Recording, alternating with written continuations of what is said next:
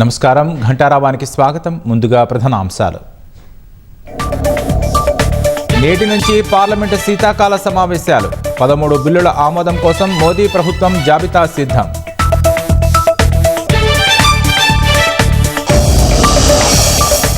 ఎస్ఐఆర్పై చర్చ చేపట్టాల్సిందేనని విపక్షాల డిమాండ్. కాసేపట్లో ఖర్గే ఛాంబర్లో భేటీ కానున్న నేతలు.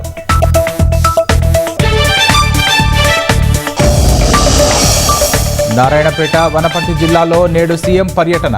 మక్తల్, కొడంగల్ ఎత్తిపోతల నిర్మాణానికి శంకుస్థాపన.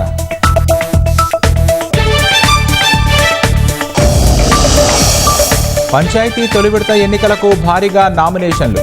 ఒక్కో పదవికి 6 పోటీ. కొనసాగుతున్న రెండో విడత ప్రక్రియ.